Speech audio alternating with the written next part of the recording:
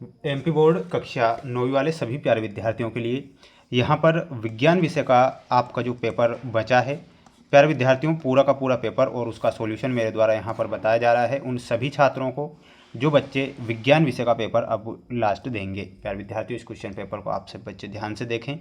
100% प्यारे विद्यार्थियों ऐसा प्रश्न पत्र आपको बताया जा रहा है जो कि आपकी परीक्षा में ये पेपर मोस्ट इम्पोर्टेंट साबित होगा।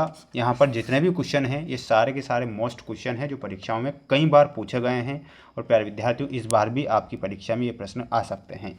ध्यान से इस क्वेश्चन पेपर को देखें और इन सभी प्रश्नों को याद जरूर करें, क्योंकि आईएमपी के तौर पर मैं पेपर बताता हूं और आप सभी बच्चे भी जानते हैं कि जो पेपर मैंने आईएमपी बताए हैं वही क्वेश्चन परीक्षा में छपे हैं। क्वेश्चन है, निम्नलिखित पदार्थों में से बहने का गुण जो होता है किस पदार्थ का होता है। तो प्यारे बच्चों, इसमें आपको ध्यान रखना है और वो क्या हो जाएगा, इसमें हो जाएगा आपका ठोस और गैस। ठोस और गैस आपका यहाँ पर सही आंसर हो जाएगा। सॉरी, ठोस और गैस नहीं होगा, द्रव और गैस हो जाएगा। ठीक है, तो द्रव और गैस हमारा यहाँ पर सही आंसर है, इसलिए आप ऑप्शन नंबर डी यहाँ पर ध्यान रखेंगे। दूसरा क्वेश्चन आएगा परीक्षा में जो कि मोस्ट इम्पोर्टेंट है, असमांगी मिश्रण का उदाहरण क्या है। तो इसका जो उदाहरण होता है प्यारे विद्यार्थियों यहाँ पर ध्यान रखना है, तेल और पानी असमांगी मिश्रण का उदाहरण होता है। इसमें आपको तेल और पानी लिखना है। H2SO4 में कुल परमाणुओं की जो संख्या होती है कितनी होती है। तो यहाँ पर आपको 7 बताना है। H2SO4 में कुल परमाणुओं की जो संख्या है वो है 7। यहाँ पर आपको 7 ध्यान रखना है।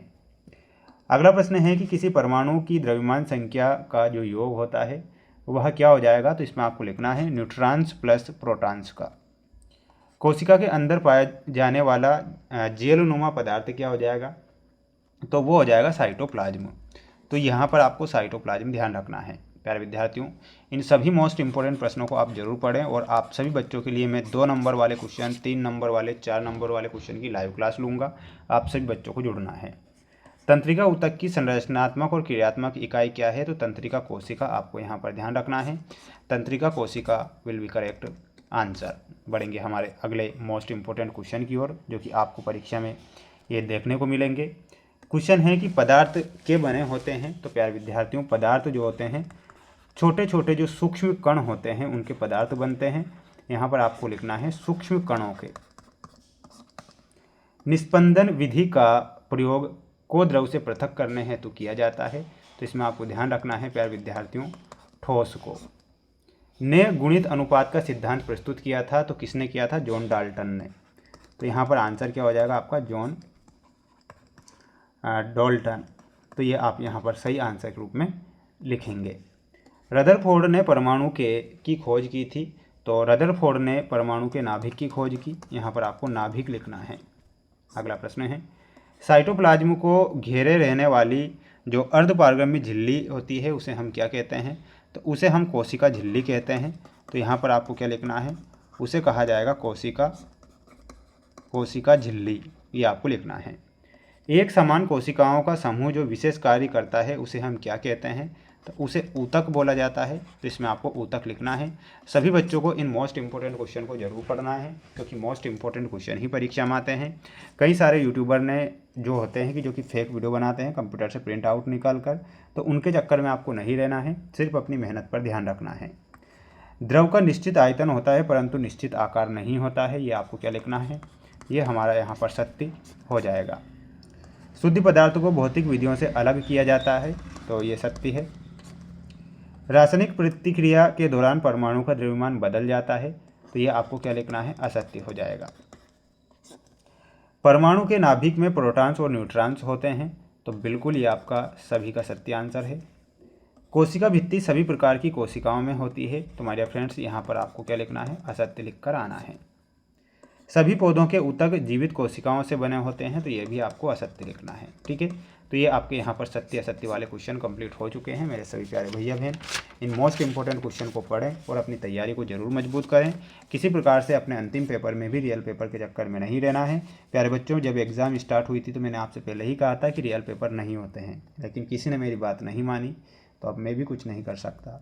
गतिज ऊर्जा में गति के कारण ऊर्जा, ऑप्शन नंबर बा से मिलाना है। स्थिति ऊर्जा में आपको मिलाना रहेगा द्रव्यमान मल्टीप्लाई गुरुत्वीय त्वरण मल्टीप्लाई ऊंचाई। ठीक है, गति का दूसरा नियम, तो इसमें आपको मिलाना रहेगा F बराबर ma। संवेग में आपका सही आंसर क्या हो जाएगा? ऑप्शन नंबर ई, द्रव्यमान और वेग का गुणनफल संवेग कहलाता है। शून्य त्वरण में आपको मिलाना है एक समान गति से, धनात्मक त्वरण में आपको मिलाना रहेगा और वो हो जाएगा वेग में वृद्धि। तो ये आपकी मोस्ट इंपॉर्टेंट जोड़ी है। आप सभी बच्चे इन मोस्ट प्रश्नों को पढ़ें और अपनी तैयारी को मजबूत करें। सभी बच्चों को चैनल को सब्सक्राइब जरूर करना है, क्योंकि आपके लिए जो मेरा प्रयास और जो मेहनत मैं आपके लिए लगातार करता हूँ, ये इसलिए करता हूँ ताकि आपको परीक्षा में अच्छे नंबर मिल सके। देखिएगा प्यारे बच्चों, ये क्वेश्चन आएगा कि विसरण किसे कहते हैं, इसकी परिभाषा आपको याद होना ही चाहिए। तो लिखना है, दो विभिन्न पदार्थ के कणों का स्वतः एक दूसरे से मिलना विसरण कहलाता है। देखिएगा इनके आंसर में बता देता हूँ जल्दी से आपको। देखिएगा हमारा क्वेश्चन क्या था कि विसरण किसे कहते हैं। इसमें आपको लिखना है, दो या दो से अधिक पदार्थों के कणों का स्वतः एक दूसरे से मिलकर समांगी मिश्रण बनाना विसरण कहलाता है। तो ये डेफिनेशन आपको याद रखना है। स्क्रीनशॉट आप ले लीजिएगा। सभी बच्चे बढ़ेंगे हमारे अगले क्वेश्चन की ओर। अगला क्वेश्चन दिया गया है आपको, दूसरा है कि आसवन विधि का उपयोग किस प्रकार के द्रवों को पृथक करने में किया जाता है।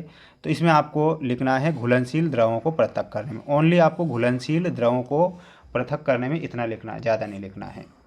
तीसरा प्रश्न आएगा कि द्रव्यमान अणु किसे कहते हैं। तो इसमें आपको लिखना है, वे अणु जो दो परमाणुओं के आपस में जुड़ने से बनते हैं द्विपरमाणु अणु कहलाते हैं, जैसे कि H2 और O2। ये आपको याद रखना है, ये क्वेश्चन आएंगे परीक्षा में।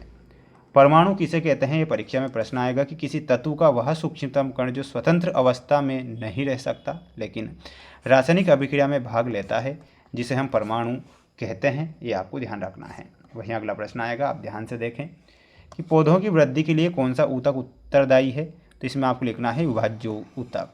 विभाज्योतक आपको यहाँ पर लिखना है। पौधों को यांत्रिक सहारा कौन सा ऊतक देता है। तो इसमें आपको लिखना है दृढ़ोतक। ठीक है, तो दृढ़ोतक हमारे यहाँ पर सही आंसर हो जाएगा। ये आप सभी भैया बहन ध्यान रखेंगे, ये मोस्ट इंपॉर्टेंट क्वेश्चन थे। इसके बाद देखिएगा, ये आपके 2-2 नंबर वाले मोस्ट वाले प्रश्न हैं। आप इनका एक स्क्रीनशॉट लें।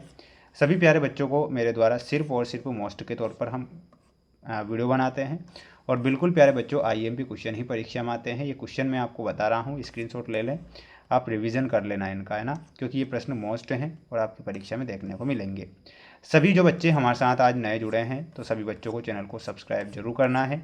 इसके बाद ये आपका अगला सेट पेपर रहेगा, जो कि आपका कौन सा सेट रहेगा, सेट C रहेगा, जो कि मैं आपको नेक्स्ट वीडियो में बताऊँगा। यानी कि सेट A और B कंप्लीट हो चुके हैं। अब आपका अगला सेट आएगा सेट C। बने रहें हमारे साथ, मिलते हैं नेक्स्ट वीडियो में।